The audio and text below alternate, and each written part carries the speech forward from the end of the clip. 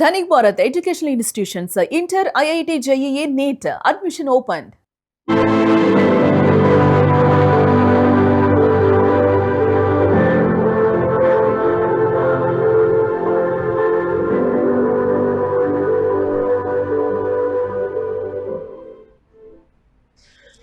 కాపు ఉద్యమ నేత వైసీపీ కీలక నాయకుడు ముద్రగడ పద్మనాభం కన్నుమూశారు. ఆయన అంత్యక్రియలు కిర్లంపూడిలో ముగిశాయి. వేలాదిగా అంటే లక్షలాదిగా కూడా ఆయన పార్థివ దేహాన్ని ఆయన అభిమానులు వచ్చి సందర్శించారు. కడసారి చూపు కోసం చాలా మంది కిర్లంపూడికైతే తరలి వచ్చినటువంటి పరిస్థితి. వైఎస్ జగన్మోహన్ రెడ్డి వైసీపీ అధినేత ఆయన కూడా వచ్చి పార్థివ దేహాన్ని సందర్శించి నివాళులు అర్పించారు.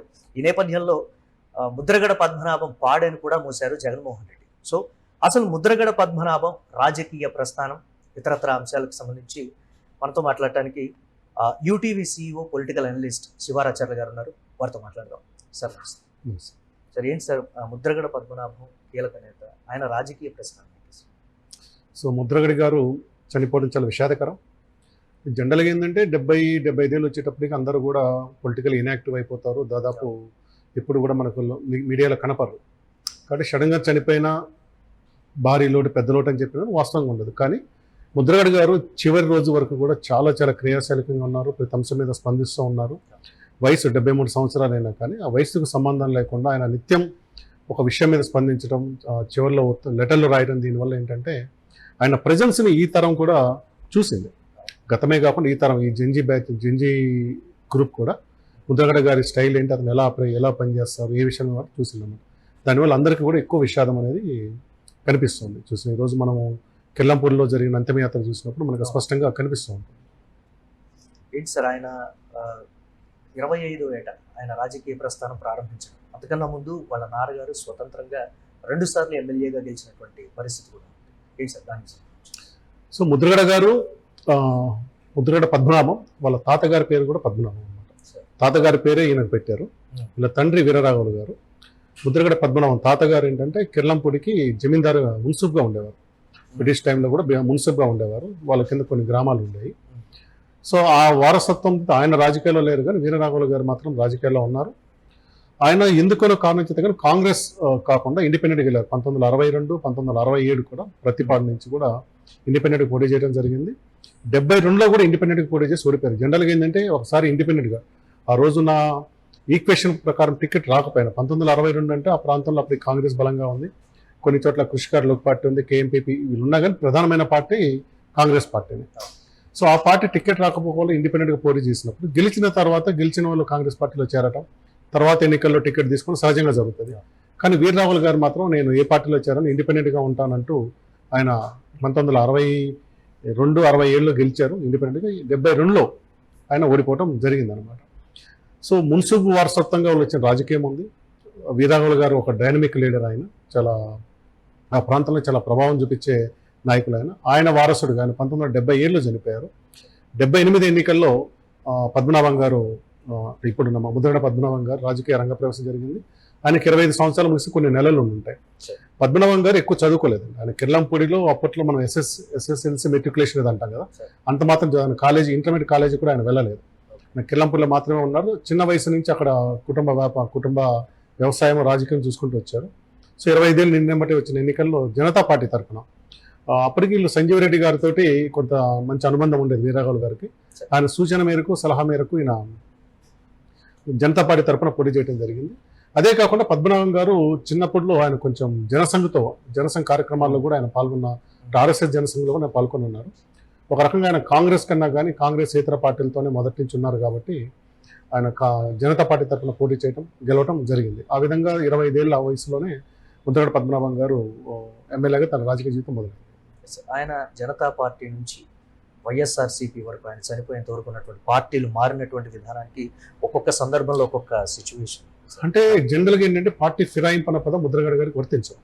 పార్టీ ఫిరాయింపు ఎప్పుడంటామంటే ఒక పార్టీలో గెలిచి అధికారం ఉన్న పార్టీలో పోయినప్పుడు దాని పార్టీ ఫిరాయింపు. ముద్రగడ గారు పార్టీ ఎన్నిసార్లు పార్టీ మారినా దాన్ని జస్టిఫై చేసే రీజన్ ఉంటుంది. ఇదో ఫలానా కారణం, ఈ కారణం, ఇది ఒక అనివార్యమైన కారణము, ఈ కారణంతో ముద్రగడ పార్టీ మారారని చెప్పడానికి ఆ సందర్భాలు మీకు వరుసగా కనిపిస్తూ ఉంటాయి. ఇప్పుడు 78 జనతా పార్టీ గెలిచిన 3-4 రోజులకి అందరూ పోయి ఆ రోజు రూలింగ్ పార్టీలో ఇందిరా కాంగ్రెస్లో జాయిన్ అయిపోయారు. అక్కడ 5-6 మంది మాత్రం మిగిలినారు చివరి వరకు. సో 83కి వచ్చేసరికి ఏ పార్టీ కనిపిస్తుందంటే తెలుగుదేశం. నేను ముందే చెప్పాను, వీళ్ళు ఇండిపెండెంట్ గానే 2 సార్లు గెలిచారు, ఓడిపోయారు. ఈయన జనతా పార్టీ, కాంగ్రెస్ తప్పని లేరు వీళ్ళు. కాబట్టి వీళ్ళకి న్యాచురల్ గా వీళ్ళ ఛాయిస్ ఏమవుతుంది, తెలుగుదేశం పార్టీ అవుతుంది. సో తెలుగుదేశం పార్టీలో 83లో గెలిచారు, 85లో గెలిచారు.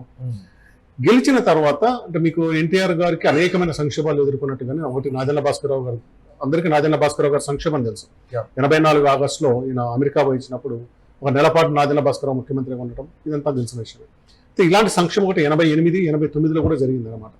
ఈయన ఎన్టీఆర్ గారి ఏకపక్ష నిర్ణయాలకు ఒక పరాకాష్ఠగా చెప్పొచ్చు. అంటే జనరల్ గా ఎక్కడా జరగదు. బడ్జెట్ 1989 బడ్జెట్ ముందే లీక్ అయిందన్న కారణంతో 31 మంది అంటే మొత్తం క్యాబినెట్ ని బర్తరఫ్ చేశారు. మొత్తం క్యాబినెట్ బర్తరఫ్ చేశారు. దాన్ని అందరూ తీసుకోలేకపోయినారు. సో అందులో చాలా మంది అంటే దాదాపు నాకు తెలిసి ఒక 20 మంది మాత్రమే మళ్ళీ ఎన్టీఆర్ పట్ల లాయల్గా ఉన్నారు. మిగిలిన 10-11 మంది మాత్రం బయటకు వచ్చారు. అలా బయటకు వచ్చిన వాళ్ళలో చాలా ప్రముఖులు ఎవరు అంటే జానారెడ్డి గారు, ఇప్పుడు తెలంగాణకు సంబంధించిన జానారెడ్డి గారు, తర్వాత కేఈ కృష్ణమూర్తి గారు, వసంత నాగేశ్వరరావు గారు, వాళ్ళ తర్వాత ముద్రగడ గారు. వాళ్ళతో పాటు రాలేదు, వాళ్ళ తర్వాత వచ్చారు. ఈయనకు ఏం జరిగిందంటే అప్పుడు ఆయన ఎక్సైజ్ మినిస్టర్గా ఉండేవారు, ఎక్సైజ్ అండ్ ట్రాన్స్పోర్ట్ మినిస్టర్ ఉండేవారు. ఒక ఫైల్ మీద ఏదో సంతకం పెట్టే దగ్గర అభిప్రాయ భేదాలు వచ్చేసి ఈయన ఏకపక్షంగా రిజిగ్నేషన్ లెటర్ పెట్టేసి కిర్లంపూడికి వచ్చేసారు. ముద్రగడ గారి ధోరణి చాలా దూకుడు ఉంటుంది, చాలా ముక్కుసుతనంగా ఉంటుంది, కూర్చొని మాట్లాడే టైప్ కదనమాట. ఆయన రాజీనామా చేసి వచ్చేస్తారు. ఆ తర్వాత ఎవరో ఆఫీసర్ వచ్చి మాట్లాడుకోవాలి. ఎన్టీఆర్ గారికి అంత ఏమంటారు పట్టుదల ఉందంటే ఈయన కూడా అంతకన్నా ఎక్కువ పట్టుదల ఉంటుంది. కానీ ఏదో కారణం చేత మాత్రం పద్మనాభం గారికి ఎన్టీఆర్ గారికి మాత్రం మంచి సంబంధాలు ఉండదు. వ్యక్తిగతంగా పద్మనాభం గారిని కొంత అభిమానించేవారు ఎన్టీఆర్ గారు. పద్మనాభం గారు రాజీనామా చేసి పోయినా కానీ ఇంకొకళ్ళనైతే ఒప్పుకునేవాడు కదా ఎన్టీఆర్. ఇతన్ని పిలిపించి మాట్లాడారు, అంటే ఒక మనిషిని పంపించి మాట్లాడారు అనమాట. మీరు ఎన్నిక రమ్మనంటే ఆయన కూడా మండి పట్టుదల పెట్టి పోలేదు. ఆ విధంగా తెలుగుదేశం నుంచి 89లో ఆయన బయటికి రావడం జరిగింది. అలా బయటకు వచ్చినప్పుడు ఆయన ఏం చేశాడు, కొంత హక్కుల కోసం పనిచేయాలని చెప్పి ప్రజా పరిరక్షణ సమితి అని చెప్పి ఒక దాన్ని పెట్టుకొని పనిచేయడం మొదలు పెట్టారు అన్నమాట. సో తెలుగుదేశం నుంచి బయటకు, ఇప్పుడు జనతా పార్టీ నుంచి తెలుగుదేశం నుంచి బయటకు రావడం అనే దానికి ఒక చారిత్రకమైన కారణం కనిపిస్తుంది. కానీ అధికారము, పదవులు, కాంటాక్ట్ లో కారణం కాదు. ముద్రగడ గారు ఏ రోజు కూడా వ్యాపారం చేయలేదు. ఆయనకున్న మున్సిపుగా పనిచేసినా కానీ ఒక దాసపడలేం కాదు. సోషల్ మీడియాలో ఎక్కడో చదివాము 700 ఎకరాలు అంత లేదు, వాళ్ళకి 60-70 ఎకరాలు మాత్రమే ఉంది. ఈ రోజు ఒక 5-10 ఎకరాలు మిగిలి ఉంటుంది అనమాట. వాళ్ళు ఏ రోజు కూడా ఎక్కువ ఆస్తులు సంపాదించింది లేదు, వాళ్ళు ప్లెయిన్ గా రాజకీయాలు చేసుకుంటూ పోయారు. ఇదే సందర్భం ముద్రగడ గురించి ఇంకో విషయం కూడా చెప్పాలి. ఆయన ఏ రోజు ఓట్లకు డబ్బులు పంచింది కూడా లేదు. ఏ రోజు కూడా ఆయన ఓట్లకు డబ్బులు పంచలేదు, సంపాదించలేదు, పంచలేదు. దానివల్ల ఆయన మీద ఎక్కడ అవినీతి ఆరోపణలు రావన్నమాట. ఆయన ధోరణి మీద దీని మీద విమర్శలు ఉంటాయి, అభిమానులు ఉంటారు, వ్యతిరేకించే వాళ్ళు ఉంటారు. కానీ ఇవి ఆయన పలానా మంత్రిగా చేసినప్పుడు సంపాదించారనే మాట ఆయన మీద ఎక్కడా ఉండదు. అది ఆ మంచితో ఆయన సంపాదించుకున్నారు.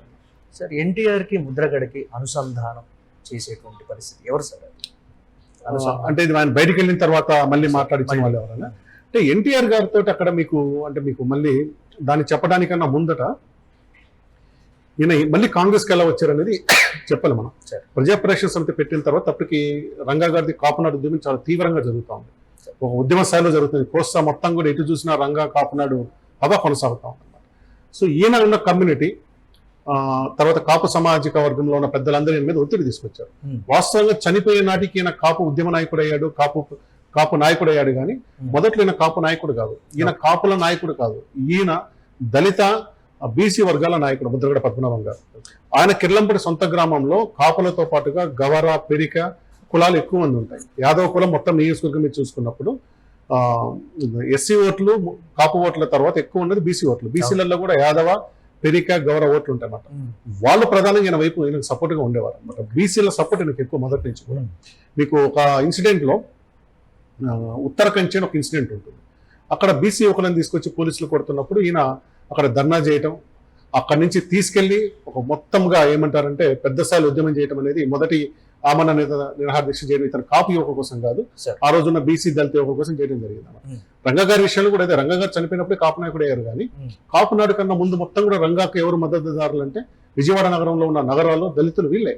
ఆయన చనిపోయిన క్రిస్మస్ రోజు డిసెంబర్ 25 రోజు కూడా ఆ రోజు అతను చుట్టుగా ఉండే దళిత యువకులు ఆ రోజు చర్చికి వెళ్తారని కొనంతో అటాక్ జరిగింది. కానీ అంటే మనుషులు మొదటైంది ఎండై దాని మధ్యలో చాలా గ్యాప్ ఉంటుంది అన్నమాట. వీణ ఒక బహుజనవాదము బీసీ వాదం నుంచి వచ్చేసి చివరికి కాపు నాయకుడు అయ్యారు. రంగా గారు కూడా చనిపోయిన తర్వాత కాపు నాయుడు ఇష్టపడారు. రంగారారి మద్దతుదారులు కానీ ఇలా మద్దతు ఎక్కువ మంది బీసీలు ఉండేదన్నమాట. సో ఈ సందర్భంలో నేను చెప్పాను కదా, వీళ్ళు 89 బడ్జెట్ లీక్ అయిందని వీళ్ళందరినీ బర్తరఫ్ చేసినప్పుడు వీళ్ళు కొంచెం ఫెరోషియస్ యంగ్ గా ఉన్నారు లీడర్స్. ఎవరు కేఈ కృష్ణమూర్తి గారు, 78లో మొదటిసారి ఎమ్మెల్యే అయ్యారు, 83 అయ్యారు, 85 అయ్యారు. సో 3 సార్లు ఎమ్మెల్యే.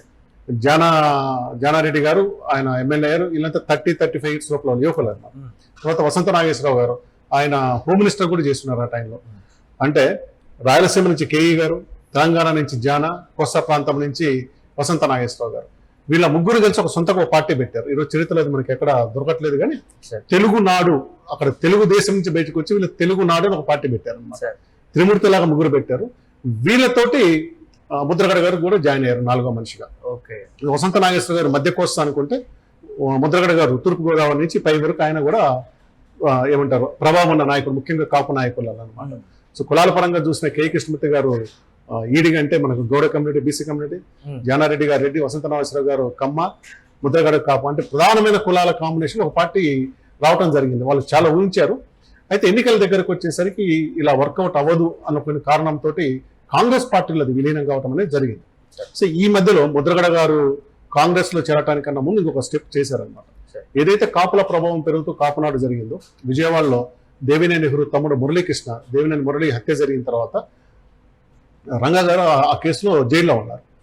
ఆ సందర్భంలో 1988 చివర్లో అనుకుంటాను ఏలూరులో సభ పెట్టి అందులో కాపునాడులో జాయిన్ అయ్యారు ముద్రగడ గారు కాపునాడులో 1988 అయితే ఏప్రిల్ ఆ టైంలో అనుకుంటారు. ఆ సభకి ఎందుకు వెళ్ళారనే దానికి సంబంధించి అది ఆయన జాయిన్ అయ్యారు, ఏలూరు సభలో జాయిన్ అయ్యారు. అక్కడ జాయిన్ అయిన తర్వాత ఇంకా కాపునాడు నాయకుడికి ఎదగటం అనేది మీకు మొదలైంది. సో ఈ కాపునాడు సభ జరిగిన తర్వాత అయితే ఏప్రిల్ అనుకుంటాను, ఫిబ్రవరిలో ఇది, తర్వాత ఏప్రిల్ మేలలో విజయవాడలో కాపునాడు సభ జరిగింది, పెద్ద కాపునాడు సభ జరిగింది. ఆ సభ అది ఏమంటామంటే హాజరు పరంగా చూస్తే నాకు తెలిసి కోస్తా ప్రాంతాల్లో అది అతి భారీ సభ, దాదాపు 20 లక్షల మంది వచ్చుంటారని చెప్తారు. అంతమంది వచ్చుండకపోయినా ఒక 10 లక్షల మంది అయితే ఖచ్చితంగా వచ్చుంటారు. కృష్ణానది వేసవికాలం చెప్పి కదా, ఏప్రిల్ మేలో కృష్ణానదిలో వరదలు నీళ్లు లేవు, కృష్ణానదిలోనే సభ జరిగింది అన్నమాట. అయితే ఆ సభ అందరు కాపునాడు సభ అంటారు, ఇది అది కాపునాడు సభ కాదు, రంగా కోసం జరిగిన సభ. అది కాపునాడు ఆధ్వర్యంలో రంగా. ఈ రెండింటికి తేడా ఏంటంటే స్పీకర్లలో కాపు ఏతరులు ఉంటారు. ముఖ్యంగా ఉండవల్లి అరుణ్ కుమార్ గారు ఒక ప్రధానమైన వక్త ఆ సభలో అనమాట. సో రంగా అరెస్ట్ అయి ఉన్నారు, రంగా సభలో లేదు, జైల్లో ఉన్నారు. ఆ సభని రంగా మద్దతుగా పెట్టిన కాపునాడు ఆధ్వర్యంలో ఆకుల శివనాయుడు అని కాపునాడు అధ్యక్షులు కాకినాడ ఆయన ఉంటారు. ఆయన నాయకత్వం దాంట్లో ఉండవల్లి అరుణ్ కుమార్ గారు ప్రసంగిస్తారు దాంట్లో. ఆ సభకు ప్రధానమైన వక్త ఎవరంటే ముద్రగడ గారు. ఎందుకంటే టీడీపీ నుంచి బయటకు వచ్చి ఉండటం, రంగా మీద టీడీపీ ప్రభుత్వమే అణచివేత చేస్తుందని ఆరోపణ ఉండటం వల్ల ఆయన ఒక కాపులకు ఛాంపియన్ లాగా ఆయన నిలబడ్డారు అనమాట. ఆ సభ ఎక్కువ ఫోకస్ ముద్రగడ మీద ఉంటుంది. ఆ విధంగా ముద్రగడ గారు కాపు నాయకుడిగా ఆ సభతోనే ఎస్టాబ్లిష్ కావడం జరిగింది అన్నమాట. మళ్ళీ చెప్పినట్టుగా ఆ సభలో అది కాపునాడు ఆధ్వర్యంలో జరిగింది, కాపుల కోసం కదా, రంగా కోసం వ్యక్తిగతంగా జరిగింది. అరుణ్ కుమార్ లాంటి కాపేతలు కూడా దాంట్లో పాల్గొనడం జరిగింది. అలాగే సార్, తెలుగుదేశం పార్టీలో ఆయనకు ఆత్మీయ మిత్రులు ఎవరు? సో ఇందాక మనం మాట్లాడుకున్న ముగ్గురు కాకుండా అంటే ఒక్కొక్క దశలో ఒక్కొక్కరు ఉంటారు. ఇప్పుడు వీళ్ళందరూ తెలుగుదేశంలో ఒక టీమ్ గా పనిచేశారు. ఆ తర్వాత లోకల్ గా వచ్చినప్పుడు బొడ్డు భాస్కర్ రావు గారు పెద్దాపురం నుంచి 94-99లో గెలిచున్నారు. బొడ్డు భాస్కర్ రావు గారు ముద్రగడ గారు చాలా ఆత్మీయ మిత్రులు. సో బొడ్డు భాస్కర్ రావు గారు కరోనా టైంలో చనిపోయినప్పుడు చివరి చూపులు కూడా పోలేకపోయారని చెప్పి ఆయన చాలా ఆవేదనతో ఒక వీడియో పెడతారు. తుమ్మల నాగేశ్వరరావు గారు కూడా ఆయన చాలా సన్నిహితం. అంటే ముద్రగడ గారితో ఏంటంటే ఆయనతో ఒక ప్రమాదం ఎలా ఉంటుందంటే, ఆయన దగ్గరికి వెళ్తే మీరు ఇంకా ఆయన నుంచి దూరంగా వెళ్ళలేరు అనమాట. ఆయన కోపం ఎక్కువ, విపరీతమైన కోపం ఉంటుంది. అయితే ఆ కోపాన్ని కూడా అర్థం చేసుకునేంత మంచితనం ఆయన దగ్గర చూపిస్తారు. మీరు ఎవరో తెలియదు, మీరు ఇంటికి వెళ్ళారనుకోండి, ఆయన స్వయంగా మీకు వడ్డిస్తారు. నేను పలానా మురళి అండి, నేను మీ ఇంటికి వస్తున్నాను రేపు 9 గంటలకు అనుకుంటే, ఆయన 9 గంటలకు గేట్ బయట ఉంటారు, గేట్ లోపల కాదు. ఆయనే మీ కారు డోర్ ఆయనే తీస్తారు, ఆ కారిడోర్ ఆయనే తీస్తారు, లోపల తీసుకెళ్తారు, ఆయనే వడ్డిస్తారు. దానివల్ల ఆయన కోపాన్ని మంచితనంగా అర్థం చేసుకునే వాళ్ళు ఎక్కువ మంది ఉంటారు, కానీ ఎవరు నెగిటివ్ గా తీసుకోలేరు అనమాట. అంత వాల్యూ ఇస్తారు మనుషులకి. అజాత శత్రువు అనుకోవచ్చు. చాలా మంది రాజకీయంగా చాలా మంది శత్రువులు ఉన్నారు, అజాత శత్రువు కాదు. ఆయన వ్యక్తిత్వ పరంగా చూసినప్పుడు ఏంటంటే కోపం ఉంటుంది, ముక్కుసూడు దూకుడు ఉంటుంది, కానీ వ్యక్తిగతంగా మనుషుల పట్ల చూపించే ప్రేమాభిమానాల వల్ల ఆయనకు ఎక్కువ మంది అభిమానులు ఉంటారు. ఇదే మీరు ఆలోచించండి, ఒక నాయకుడు మీరు చెప్పిన టయానికి పెద్ద నాయకుల కోసమే కాదు, మీరు ఒక జర్నలిస్ట్ గానో లేక ఇంకొకరు పోతే ఆయన గేటు బయటకు వచ్చి నిలబడతారు. ఆ టైంకి వచ్చి చూసి ఆయన డోర్ తీస్తారనమాట. అది ఎవరి దగ్గర ఊహించలేము. రెండోది ఆయన వడ్డించడం అనేది చిన్న విషయం కాదు కదా. ప్లస్ ప్రతి ఒక్కరు కూడా ఖచ్చితంగా తినిపించడం అనేది చెప్తారనమాట. ఆయన తిండి పెట్టి సినిమా డైలాగ్ ఆయన తిండి పెట్టి చంపుతారు అన్నట్టుగా ఆయన ఉంటుంది అనమాట. ఆ మంచితనం వల్ల ఆయనకి ఎక్కువ మంది ఆత్మీయులు మిత్రులు ఉంటారు. ఒకవేళ రాజకీయంగా విభేదించిన వేరు పార్టీల్లో ఉన్నా కానీ వ్యక్తిగతంగా ముద్రగడ గారు బాగా ఉండాలని కోరుకున్న వాళ్ళు చాలా మంది ఉంటారు. అలాగే జాతీయ స్థాయి నేతలు, పర్టికులర్ గా రాజీవ్ గాంధీతో ఆయనకున్న అనుబంధానికి సంబంధించి ఇప్పుడు వీళ్ళు యుద్ధం చేయాలని వచ్చారు ఎన్టీఆర్ మీద, సొంతగా పార్టీ పెట్టారు తెలుగునాడు. ఇది వర్కౌట్ కాదనుకున్నారు, కాంగ్రెస్ లో కలిపారు. సో యుద్ధ రంగం స్టార్ట్ అవుతా ఉంది.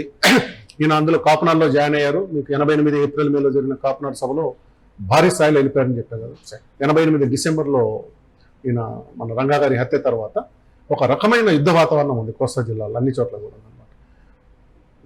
రాజీవ్ గాంధీ 89 ఎన్నికల ప్రచారం కోసము వైజాగ్ నుంచి ఆయన రోడ్డు మార్గంలో వస్తున్న సభలు పెట్టుకుంటూ వస్తున్నారు. కత్తిపూడి అంటే అది పత్తిపాడు కాన్స్టిట్యున్సీకి వస్తుంది. కత్తిపూడి మన హైవేలో ఉంటుంది, అన్నవరం కన్నా ముందు ఉంటుంది. అక్కడ సభ పెట్టారు. కాకినాడ మాజీ ఎంపీ ప్లస్ మినిస్టర్ పల్లంరాజు గారు, ఆయన ముద్రగడ పద్మనాభ గారు ఆధ్వర్యంలో కత్తిపూడిలో సభ పెట్టారు. సాయంత్రం 8కో 9కో రావాలి. కానీ రాజీవ్ గాంధీ గారు రీచ్ చేసేది తెల్లవారుజాము 4 అయింది. కానీ జనాలను చూస్తే ఎక్కడ లేనంత విపరీతమైన జనాలు అక్కడ ఉన్నారు. ఆ సభలో రాహుల్ గాంధీ కూడా పాల్గొన్నారు. రాహుల్ గాంధీ గారు కూడా పాల్గొన్నారు సభలో. సో ఆ విధంగా ఇంత ప్రభావాన్ని, ముద్రగడ పద్మనాభ గారి ప్రభావాన్ని చూసి రాజీవ్ గాంధీ గారు చాలా ఆశ్చర్యపడి, ఇంత తెల్లవారుజామున మీటింగ్ జరగడమే గొప్ప విషయం, ఇది ఎట్లా ఇంతమంది చేసి చెప్పండి. అట్లా సన్నిహితం, ఆయన వ్యక్తిత్వంతో సన్నిహితంగా వచ్చింది. అనుకున్నట్టుగానే ఆ ఎన్నికల్లో ఆయన గెలవటం, చెన్నారెడ్డి గారి క్యాబినెట్లో మంత్రి కావడం అనేది జరిగింది.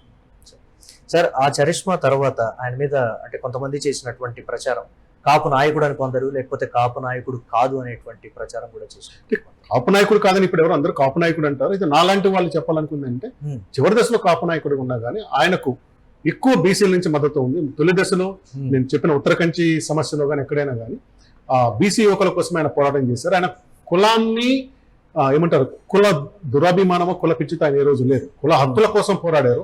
అందరి పట్ల బాగుంది. చివరి ఈ రోజు కూడా వాళ్ళ ఊర్లో అన్ని కులాల వాళ్ళు ఉన్నారు, అందరూ తను ఆదరిస్తారు. కాపు నాయకుడిగా కేవలము కాపులకు మంచి జరగాలి, ఈ రిజర్వేషన్ సిస్టంలో జరగాలన్న ఆలోచనతోనే కాపు రిజర్వేషన్ ఉద్యమాన్ని తీసుకున్నారు తప్పితే, దాన్ని కూడా ఒక ఇన్సిడెంట్ ఉంటుంది, తీసుకున్నారు తప్పితే ఆయనకేమి ఒక టిపికల్ అంటే కేవలం కులం కోసం మాత్రమే శ్వాసించినటువంటి మనిషి కాదు. ఆయన వ్యక్తిగతంగా చాలా ఉన్నతుడు, అన్ని కులాల పట్ల కూడా మంచి ప్రేమ అభిప్రాయాలు ఉన్న మనిషి ఆయన. సార్, ఎన్టీఆర్ సునామీలో కాంగ్రెస్ పార్టీ 24 సీట్లు మాత్రమే గెలిచింది ఆ సమయంలో. సో కాపుల ఛాంపియన్ గా చెప్పేటువంటి, అప్పటికే ఆయన వెల్ ఎస్టాబ్లిష్డ్ లీడర్ గా ఉన్నారు. సో కాపుల ఛాంపియన్ గా ముద్రపడినటువంటి ముద్రగడ ఆ ఎన్నికల్లో ఓటమికి సంబంధించి కారణాలంటే ఏం చెప్తారు? సో వరుసగా 78 జనతా పార్టీ, 83, 85 టీడీపీ, 89 కాంగ్రెస్ గెలిచారు. మళ్ళీ 94లో కాంగ్రెస్ తరఫున పోటీ చేస్తున్నారు. అయితే ముద్రగడ గారికి ఈ మధ్యలోనే కొన్ని సమస్యలు వచ్చాయి కాంగ్రెస్ పార్టీలో. కాంగ్రెస్ పార్టీ వర్గ రాజకీయాలను అర్థం చేసుకోవడంలో ముద్రగడ గారికి కొంత ఫెయిల్ అయ్యారు ఆయన. ఉదాహరణకు మరిచెన్నారెడ్డి గారి క్యాబినెట్ లో మినిస్టర్ అయ్యారు. ఆయన తర్వాత జనార్దన్ రెడ్డి అయినప్పుడు దాంట్లో ఆయనకు మంత్రి పదవి దక్కలేదు. నాకు తెలిసి పంతం పద్మనాభం గారికి దాంట్లో మంత్రి పదవి వచ్చినట్టుంది. ఆయన తర్వాత కోట్ల విజయభాస్కర్ రెడ్డి క్యాబినెట్ లో వచ్చినప్పుడు మళ్ళీ ముద్రగడకు రాలేదు. కుప్పన మోహన్ రావు గారని పిఠాపురం ఎమ్మెల్యే, ఆయనకు మంత్రి పదవి దక్కింది. అంటే ముగ్గురు కూడా కాపులు 3 వరుసలు ఉంటాయి. పిఠాపురం, ప్రతిపాడు, మన పెద్దాపురం, ఇవన్నీ కూడా ఒకే ప్రాంతంలో నియోజకవర్గాలు. వాళ్ళకు మంత్రి పదవి వచ్చింది. కానీ పద్మనాభం గారికి మంత్రి పదవి కేవలం చెన్నారెడ్డి క్యాబినెట్ 18 నెలలకి మాత్రం కుదించిపోయింది అనమాట. ఆ గ్యాప్ ఆయనకు బాగా వచ్చింది. ముఖ్యంగా జనార్దన్ రెడ్డి ఎప్పుడు పెద్ద సమస్య రాలేదు. కానీ విజయభాస్కర్ రెడ్డి గారి కోసం వచ్చినప్పుడు విజయభాస్కర్ రెడ్డి గారికి కొంచెం రాజకీయంగా చాలా ఏమంటారు వైరుధ్యం వచ్చింది. పోరాటం కూడా జరిగింది. మీకు 1993 చివరిలో విజయభాస్కర్ రెడ్డి గారు రావులపాలెం, ఈరోజు మనకు కోనసీమ రాజమండ్రి కన్నా ముందు కోనసీమ ముఖద్వారం రావులపాలెంలో ఒక సభ పెట్టినప్పుడు ఆ సభకు పోను అని ఆయన చెప్పారు. అప్పటికే నా రాజశేఖర రెడ్డి గారికి సన్నిహితమైనారు. రాజశేఖర రెడ్డి గారి వర్గంగా గుర్తింపు అయినారు. ఆ సభకు కూడా చెప్తారు, రాజశేఖర రెడ్డి ముద్రగడ నువ్వు వెళ్ళు అని కూడా చెప్తారు. అది పేపర్లలో బ్యానర్ ఐటమ్ వచ్చింది, టర్నింగ్ పాయింట్ సభ అంటారు. అవును. ఆ సభలో ఏం జరిగిందంటే కొంతమంది కాపు యువకులు మాకు రిజర్వేషన్ కావాలని గొడవ చేసినప్పుడు పోలీసులు లాఠీ చార్జ్, కొంచెం సివియర్ మామూలు కాకుండా కొంత సివియర్ లాఠీ చార్జ్ జరగటము, యువకులు గాయపడ్డప్పుడు ముద్రగడ గారు దాన్ని స్పందించి వాళ్లకు ప్రొటెక్షన్గా వెళ్ళటము. దాని మీద ఆయన మొత్తం సైకిల్ యాత్ర చేసి ఆ ప్రాంతం మొత్తం సైకిల్ చేసి బీసీలకి, కాపులను బీసీల్లో కలపాలంటూ ఒక పెద్ద నిరహార దీక్ష చేయటం మొదలుపెట్టింది. మీకు ముద్రగడ గారు నిరహార దీక్ష చూస్తుంటారు 2016లో కూడా. ఆయన మొదటి నుంచి కూడా అంటే ఆయన నిరహార దీక్ష అంటే ఇంట్లో పోతారు, తలుపులు వేసుకుంటారు, తుపాకీ పెట్టుకుంటారు, వరుస కాల్చుకుంటానని. అదొక భయం ఉంటుంది. ఆయన మునితను చూసి అందరికీ భయం, ఈయన నిజంగా ఏం చేసుకుంటారు అనే భయం అందరికీ ఉంటుంది అనమాట. సో అలాంటి సభ, అలాంటి మొదటి దీక్ష అక్కడే 93లో విజయభాస్కర్ రెడ్డి ప్రభుత్వంలోనే ఈయన కాంగ్రెస్ ఏమంటారు ఎమ్మెల్యేగా ఉండి మాజీ మంత్రిగా ఉండి అలాంటిది మొదలు పెట్టారు అనమాట. ఆ ఒత్తిడి ఫలితంగా విజయభాస్కర్ రెడ్డి గారు ఒక జీవో ఇచ్చారు. ఏమిచ్చారు? కాపులకి విద్యా ఉద్యోగాలలో రిజర్వేషన్ కల్పిస్తూ, అంటే 13 కులాలతో పాటుగా కాపులు కూడా కల్పిస్తూ ఒక జీవో ఇచ్చారు అనమాట. ఒక కమిషన్ వేశారు. ఈ కమిషన్ ఇచ్చిన తుది రిపోర్ట్ ఆధారంగా నేను కాపులను బీసీలో కలుపుతామనేది నిర్ణయం తీసుకుంటామని ఇచ్చారన్నమాట. అప్పుడు ఒక రకంగా అది తొలి విజయం. అంతవరకు కూడా అసలు కాపులకు రిజర్వేషన్ వస్తుందా అనే అనుమానంలో నుంచి ముద్రగడ ఆమరణ నిరాహార దీక్ష సైకిల్ యాత్ర వల్లనే కాపులకు విద్యా ఉద్యోగాలలో రిజర్వేషన్ ఇస్తూ జీవో ఇవ్వటం అనేది ఒక పెద్ద విజయం అయితే అది చట్టం కాలేదు. రిపోర్ట్ వచ్చిందో లేదో నాకు ఐడియా లేదు. అది చట్టం కాకపోవటం వల్ల కాపులకు రిజర్వేషన్ అనేది అట్లు ఆ రోజు జరగలేదు. కానీ మొదట కాపులకు రిజర్వేషన్ ఇచ్చిన వ్యక్తి ఎవరంటే విజయభాస్కర్ రెడ్డి. ఆ తర్వాత కాలంలో మళ్ళీ అది వెనకబడిపోవడం జరిగింది. 94 మీరు ఏదైతే అడిగారో ఈయన ఒక రకంగా ఏంటంటే ఎన్టీఆర్ విపరీతమైన ప్రభావం ఉంది. ఈయన ఇంటర్నల్ కాంగ్రెస్ లో ఒక వర్గపోరులో ఉన్నారు. దీనికన్నా ముఖ్యంగా మధ్యలో ఏం జరిగిందంటే నాకు ఎప్పుడైతే జనార్దన్ రెడ్డి దగ్గర ఏమంటారు మంత్రి పదవి పోయిందో మనకు 1991 లోక్సభ అంటే అక్కడ ఈపీ సింగ్ చంద్రశేఖర్ ప్రభుత్వాలు కూలిపోయిన తర్వాత మధ్యంతర ఎన్నికలు వచ్చాయి మనకు. ఈ పిఠాపురం ఈ ప్రాంతం అంతా కూడా కాకినాడ లోక్సభ సీట్ కింద వస్తుంది. పల్లంరాజు గారు అక్కడి నుంచి పోటీ చేస్తూ ఉన్నారు. దాదాపు 35,000 తేడాతోటి పల్లంరాజు గారు ఓడిపోయినారు అక్కడ. ఆయన ఆరోపణ ఏంటంటే ఆ వర్గం ఆరోపణ ప్రతిపాడులో ముద్రగడ మాకు సరిగా చేయకపోవడం వల్ల 15,000 మెజారిటీ టీడీపీకి వచ్చింది. దానివల్లే ఓడిపోయామనేది ఆయన ఆరోపణ. అంటే ఈయన నిజంగానే ఆ రోజు ఎన్నిక సీరియస్ గా చేయలేదనేది కాంగ్రెస్ వర్గాలు ఉన్నదన్నమాట. సో ఆ ప్రభావం 94 ఎన్నికల్లో ఉంది. అంటే కాంగ్రెస్ వర్గాల్లో అంటే పల్లంరాజు గారికి అనుకూలమైన వర్గం కానీ వేరే వాళ్ళు కానీ ముద్రగడ గెలుపు కోసం గట్టిగా కష్టపడిపోవడం ఒక కారణం అయితే ఎన్టీఆర్ వేవ్ అనేది మీకు మొత్తం బాగా ఉంది. రెండోది బీసీలు, ఆ ప్రాంతంలో బీసీలు ఇప్పుడు కూడా టీడీపీ వైపే ఉన్నారు. నేను మొదటి నుంచి చెప్తున్నా ముద్రగడ గారికి కాపులతో పాటుగా బీసీల సపోర్ట్ కూడా ఎక్కువ అని. ఆ బీసీల ఓట్లు ఏకపక్షంగా టీడీపీకి పోవటం తోటి దాదాపు 22,000 మెజార్టీ 22,000 ఓట్ల తేడాతోటి ముద్రగడ గారు ఆ రోజు ఓడిపోయినారు. నాకు తెలిసి మొత్తం 19 నియోజకవర్గాలు ఉన్న తూర్పుగోదావరిలో ఒక బత్తిన సుబ్బారావు గారు ముమ్మడివరం ఆ రోజు బాలయోగి గారి మీద గెలిచినట్టు ఆయన ఒకరే గెలిచినట్టు నాకు గుర్తు. ఇంకెవరైనా గెలిచారో అంత గుర్తులేదు. ఆయన ఒకరే గెలవచ్చు. ఆ విధంగా ముద్రగడ లార్జర్ దాన్ పార్టీ ఉన్న ఇమేజ్ ఉన్న ముద్రగడ టీడీపీ వేవ్ లో ఓడిపోయారు. అక్కడ కూడా చెప్పారు, మీరు అడిగారు కదా ఎన్టీఆర్ గారికి ఎవరు సన్నిహితమైన మరి. అప్పుడు కూడా ఎన్టీఆర్ గారు ఒక మనిషిని పంపించారంట. అతను ఎన్నికి వచ్చేయమనంటే టీడీపీలోకి రమ్మని కూడా అడిగారంట. అయితే ఆయన లేదు నేను కాంగ్రెస్ లో కంటిన్యూగా అవుతాను అనేది కాంగ్రెస్కి వెళ్ళటం ఓడిపోవడం అనేది జరిగింది. ఎదుటివారు ఎంత గొప్ప వ్యక్తులైనా తాను నమ్మిందే తాను చేసే గొప్ప తక్కువని కాదు. నేను నిజాయితీ పని ముక్కుసూటి పనము. సో నా నిర్ణయం నేను కట్టుబడి ఉంటాను. అది పొగరు అంటానికి లేదు. ఎందుకంటే ఆయన జీవితాంతము 25 ఏళ్ళ నుంచి 73 అట్లే ఉన్నారు కాబట్టి అది పొగరు అంటానికి లేదు. ఆ ముక్కుసూటితనం మొండితనం అంతే. అది నష్టమైన కష్టమే నేను భరిస్తాను, నేను మాత్రం ఇంతే ఉంటాను. ఆ ధోరణితోనే కదా ఆయన మనం అందరికి పబ్లిక్ గా తెలిసే కూతుర్ని కూడా నన్ను చివరి చూపులు రావద్దని చెప్పారు. ఈ రోజు అమ్మాయి వెళ్ళిన రోజు వాళ్ళ తల్లి గారు కూడా అమ్మాయిని రావద్దు, మా ఇంత మానసిక శోభ పెట్టించవద్దు అని చెప్పడం జరిగింది. అలాగే సార్ ఇప్పుడు మీరు అన్నారు ముక్కుసూటి, మొండితనం, ముద్రగడ, ఈ 3 రావటానికి గల రీజన్ ఆయన పర్సనల్ లైఫ్ కావచ్చు, పొలిటికల్ లైఫ్ కావచ్చు, ప్రజల్లోకి ఆయన వెళ్ళినటువంటి విధానం కావచ్చు, ఆయన ఉద్యమం సమయంలో ప్రవర్తించినటువంటి విధానం. ఒకటి వాళ్ళ తండ్రి వారసత్వం స్పష్టంగా వాళ్ళ తండ్రి గారి మీద కూడా ఇదే ఉంటుంది. వేరే దూకుడు ముక్కుసూటితనమైనది ఉంటుంది. ప్లస్ నేను చెప్పినట్టు వీళ్ళు వ్యాపారాలు చేయలేదు, డబ్బులు సంపాదించే కార్యక్రమాలు చేయలేదు, రాజకీయ నాయకుల్లాగా డబ్బులు సంపాదించడము, ఓట్ల ఖర్చు పెట్టడం అనేది లేదు. ఓకే, లేదు కాబట్టి వీళ్ళ వ్యక్తిత్వం సంబంధించిన దూకుడు ముక్కుసూతంతోనే కంటిన్యూ అయిపోతూ వచ్చారు. అంటే రాజకీయాల్లో సమయాన్ని బట్టి సందర్భాన్ని బట్టి మారేటువంటి అలాంటి లౌక్య ముద్రగడ ప్రదర్శించలేదు. బహుశా ప్రదర్శిస్తుంటే ఇప్పుడు చాలా సార్లు గెలిచిండేవారు. ఉదాహరణకు చెప్తాను, 94లో ఆయన ఓడిపోయారు ప్రతిపాడు. ఎందుకు మీకు చివరిసారిగా ముద్రగడ గెలిచింది ఎప్పుడు అంటే 99లో కాకినాడ లోక్సభ సీట్ నుంచి గెలిచారు. ఆ తర్వాత 2004 అంటే దాదాపు మనకు 5 ఎన్నికలు, 2004, 9, 14, 24 5 ఎన్నికల్లో ఆయన 3-4 పోటీ చేశారు. చివరి 2 ఎన్నికల పోటీ చేయలేదు. ఆయన ఎక్కడ గెలవలేదు. ఆయన వారసులు కూడా గెలిపించుకోలేకపోయారు, ఎక్కడ టికెట్ కూడా తెచ్చుకోలేకపోయారు. ఎందుకు ఇంత వెనకబడ్డారంటే ప్రధానమైన కారణం ఏంటంటే ఆయన పత్తిపాడులో నన్ను ఓడగొట్టారు కాబట్టి ఇంకా నేను పత్తిపాడులో పోటీ చేయను అని ప్రకటించి ఇంటికి ఒక బోర్డు పెట్టారు, కాపులకు ప్రవేశం లేదని ఒక బోర్డు పెట్టేశారు. అంటే అంత దూకుడికి వెళ్తారు ఆయన. ఒకసారి ఓడిపోయారు కానీ మిమ్మల్ని 4 సార్లు గెలిపించారు కదా, మరి ఎందుకు అంత దూకుడిగా పోవటం? అది ప్లస్ మీకు 26 సీట్లే కాంగ్రెస్కి వచ్చింది, మీకు కాంగ్రెస్ లో ఒక వర్గం వ్యతిరేకంగా ఉంది. అదంతా ఓదార్చుకోకుండా ఏకపక్షంగా నేను పత్తిపాడులో ఇంకా పోటీ చేయనన్నాడు, కాపులకు ప్రవేశం లేదు ఒక బోర్డు పెట్టేసాడు. చిన్నపిల్లాడి మనస్తత్వం అది ఎక్కువ. నేను మంచిగా ఉన్నాను కదా, నన్ను ఎందుకు ఓడగొడతారని ఒక రకమైన ఏమంటారు, అది కరెక్ట్ పదం లేదు, ఒక మొండితనం లాంటిదే అనుకోవాలన్నమాట ముద్రగడ గారిది. సో ఆయన మీద వచ్చినటువంటి దీనికి సంబంధించి సార్ ఇప్పుడు మరణం తర్వాత కూడా పోలీసు లాంఛనాలకు సంబంధించి ప్రభుత్వం చెప్పినప్పుడు కూడా దాని కుటుంబం అంతా తిరస్కరించి ఆయన అవమానాలకు గురి చేశారు, కేసులు పెట్టారు. చాలా మానసిక ఇక్కడ వేరే నాయకులతో లేనంత ఘర్షణ చంద్రబాబు గారితో ముద్రగడకి వచ్చిందండి. అది ఎందువల్ల?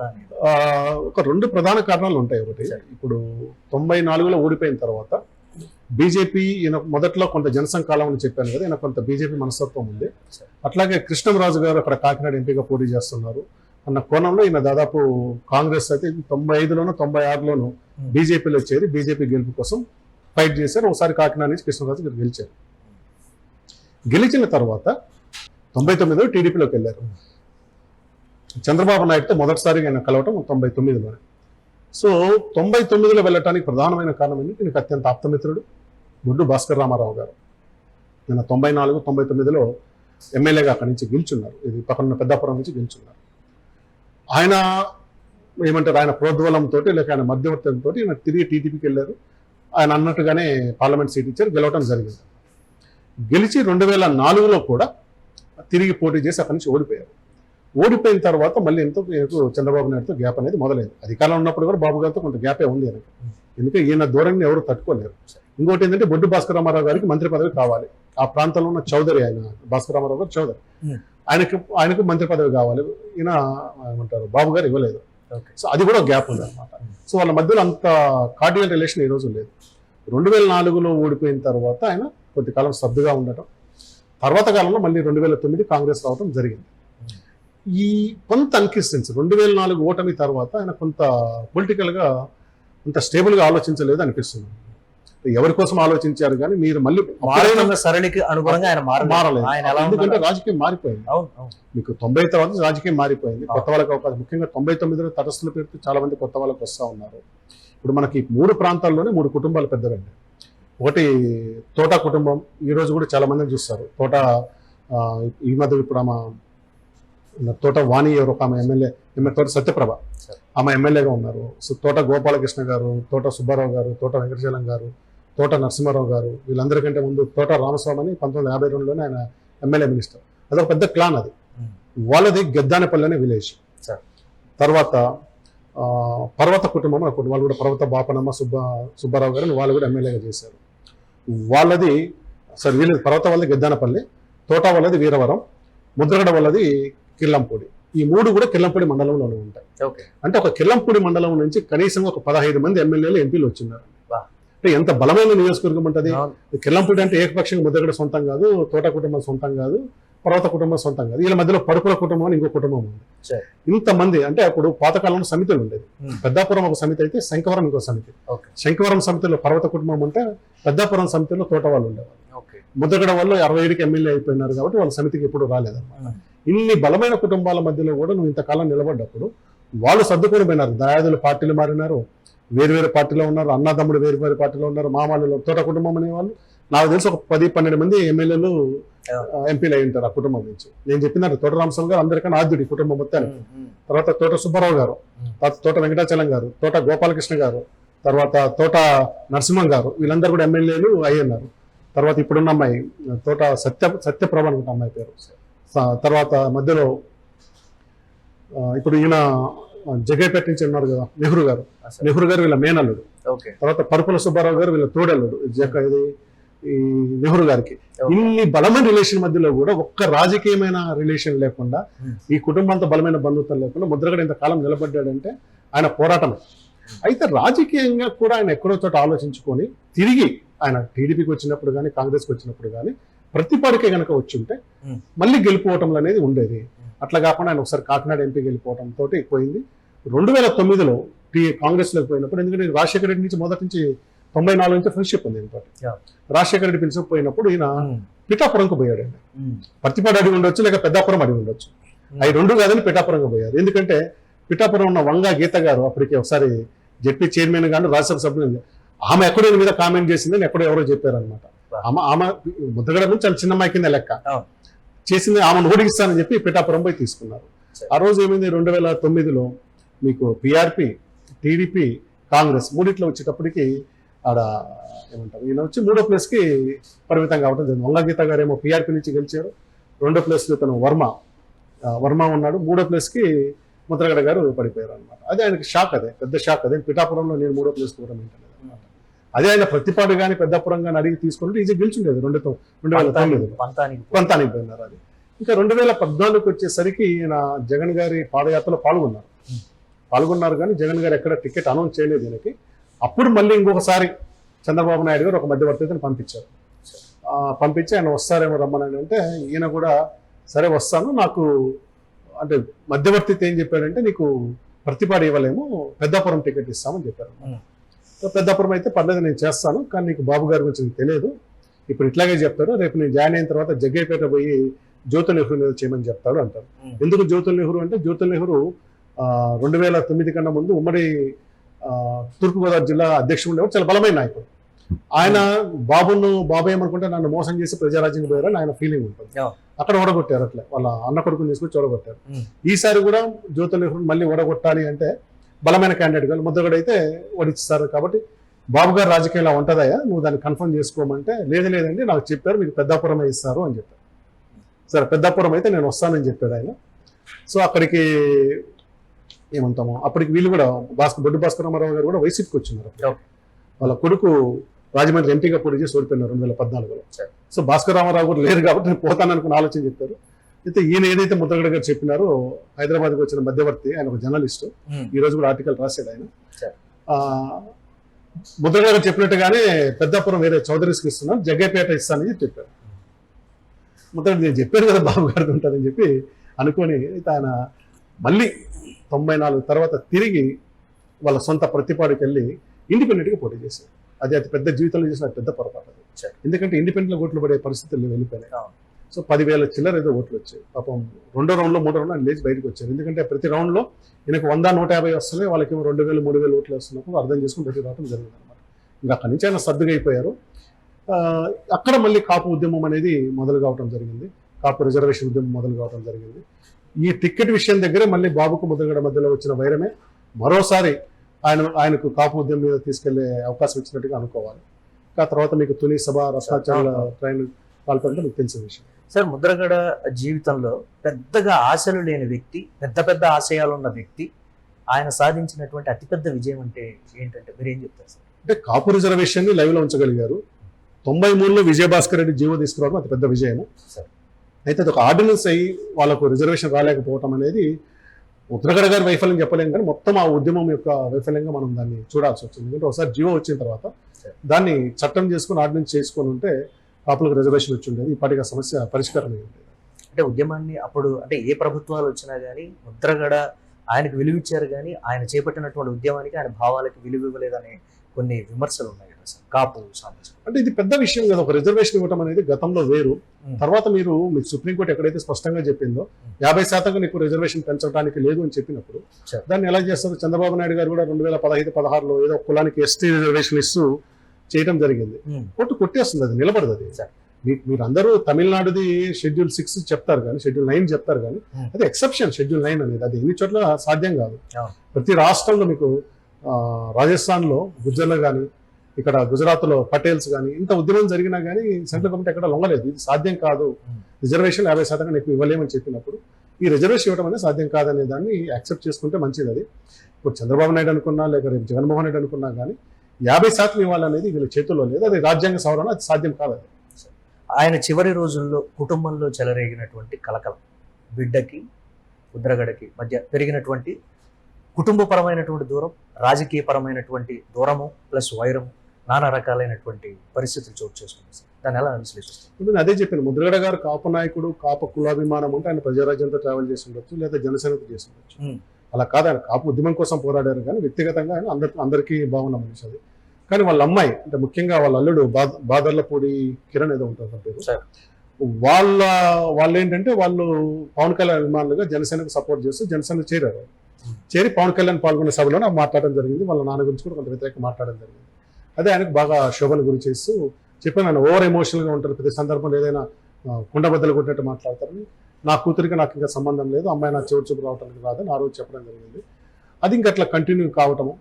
మొన్న కూడా అమ్మాయి రాసింది, మా నాన్న హాస్పిటల్ ఉంటే ఎవరు చూడట్లేదు వైసీపీ వాళ్ళని చెప్పి కూడా రాయటం జరిగింది. అది ఈరోజు వెళ్ళినప్పుడు తనని రానియకుండా అడ్డుకోవటం అనేది జరిగింది అన్నమాట. అది దురదృష్టకరం.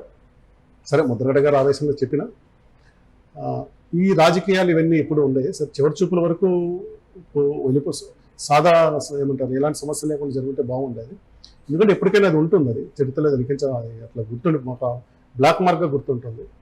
రాజకీయ వైరుధ్యాల వల్ల వ్యక్తిగతంగా చివరి దశలో దాన్ని పట్టించుకోకుండా ఉంటే మంచిది. కానీ దురదృష్టవశాత్తు అమ్మాయిని కుటుంబం వాళ్ళ అమ్మాయి యాక్సెప్ట్ చేయలేదు.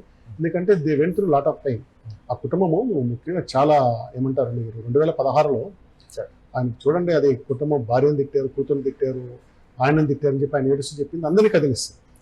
చాలా కదిలిస్తుంది. ఆ ఉద్యమం ఫలితమే మీకు 2019 టీడీపీ ఓటమికి కూడా కారణం. ఆ ప్రాంతంలో వాషౌట్, టీడీపీ గోదావరి జిల్లాలో వాషౌట్ కూడా అది కూడా కారణం. ఆయన చాలా, ఎందుకంటే ముద్రగడకు ఓటేస్తే ఏకపోయినా ఈయన మా జాతి కోసం కష్టపడ్డాడు అనేది కాపుల్లో ఉంది, సానుభూతి ఉంది. ఈయన మీద అంత వ్యక్తిగత హింస జరుగుతూ ఉంటే ఎట్లా అనేది ఖచ్చితంగా కూడా వాళ్ళు వ్యతిరేకిస్తారు. సో ఆ ప్రభావం ఉంది. సరే, పవన్ కళ్యాణ్ తరపున నేను పోలేదంటే ఇంకా అది ఆయన ఇష్టం, అది దాన్ని మనమే కంపెల్ చేయడానికి లేదు కదా. కళ్యాణ్ గారిని కూడా మనం ఏం చెప్పలేము, ఎందుకంటే రాజకీయంగా ఎవరి స్ట్రాటజీ వాళ్ళకు ఉంటారు, వ్యక్తి కోసం రాజకీయాలు చేసేది కాదు. అయితే చివరి చూపులకు మాత్రం కూతుర్ని అనుమతించుంటే బాగుండేది. సార్ అలాగే చంద్రబాబు లాస్ట్ మూమెంట్ అంటే వైఎస్ఆర్సీపీలోకి ముద్రగడ వెళ్ళడానికన్నా ముందు ఏమైనా ప్యాచప్ అవడానికి ట్రై చేశారు? 2014 ఎన్నికల ముందు నేను చెప్పాను కదా, ఒక జర్నలిస్ట్ పంపించారు, ఆయన పెద్దాపురం ఇస్తానన్నారు. పెద్దాపురం అయితే ఓకే, కానీ చంద్రబాబు మళ్ళీ జగ్గేపేట అంటారు, అది జరిగింది. అదొకటి ప్యాచప్ కోసం ట్రై చేశారు, సో అది కాలేదు. ఆయన మళ్ళీ ఉద్యమం మొదలు పెట్టడంతోనే 19 ఓటమి తర్వాత కూడా ఆయన ఒక ఇంత గ్రహించారు, ఈ ప్రభావం అనేది ఉంది అని గ్రహించారు, కానీ అప్పటికేం చేయలేని పరిస్థితి. ఎందుకంటే ముద్రగడ గారు ఎంత నాయకులు ఉన్నా ముద్రగడ గారిని మళ్ళీ పార్టీలు తీసుకొచ్చి పదవులు ఇచ్చే పరిస్థితి ఏం లేదు. సొంతంగా బిల్డ్ చేసుకోవడం కోసం వాళ్ళ ఓన్ స్ట్రాటజీ కోసం వెళ్ళారు. ఆయన వైసీపీలోకి వెళ్ళడానికి దారి తీసిన పరిస్థితులు అంటే ఏదో ఒక చోట రాజకీయంగా వెళ్ళాలి కదా. సో ఓదార్పు యాత్రలో ఉన్నప్పుడు ఆయనకు 2014లోనే వైసీపీ టికెట్ వచ్చింటే ఎలా ఉండేదో తెలుసు, బాగుండేది. కానీ టికెట్ రాలేదు, ఇండిపెండెంట్ గా పోటీ చేసి డిపాజిట్ పోగొట్టుకున్నారు. వాళ్ళ కొడుకుకి నిన్న 2024లో టికెట్ వస్తుంది అనుకున్నారు, అది కూడా రావడం జరగలేదు. అంటే మిగతా పార్టీలతో ఉన్న రాజకీయ వైరుధ్యం వైఎస్ఆర్సీపీలోకి వెళ్ళడానికి దారి తీసిందని కూడా అంతే. ఆయన పొలిటికల్ గా ఒకటి కావాలి, కొడుకు కోసమే కావాలనుకున్నారు కాబట్టి, అంటే ఇండిపెండెంట్ గా వాళ్ళ ఫాదర్ జీవితాన్ని మొదలుపెట్టినారు, కొడుకును కూడా ఇండిపెండెంట్ గా ఎక్కడెక్కడో చేర్చాలనుకున్నారు. సో వైసీపీ ఉంది, ఆయన ఇప్పుడు ఆ నియోజకవర్గ ఇన్ఛార్జిగా ఉన్నారు, ప్రతిపాడు ఇన్ఛార్జిగా ఉన్నారు.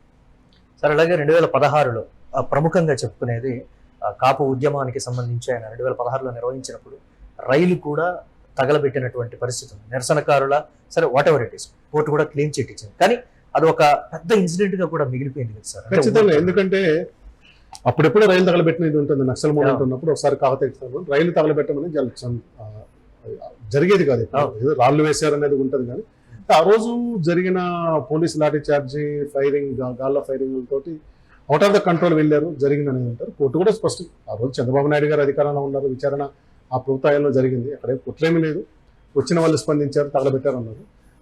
అక్కడ కోర్టు చెప్పింది అనమాట, మీరు ఏమంటారు కంట్రోల్ చేయలేని ఉద్యమాల జోలికి వెళ్ళకండి అన్నప్పుడు ఆయన కూడా స్టాండ్ మార్చుకున్న ముద్రగడ గారు కూడా ఇది కష్టం, ఇలా రైళ్లు తగలబెట్టి కష్టం అనుకోని ఉద్యమ శైలిని ఆయన మార్చుకుంటూ వచ్చారు.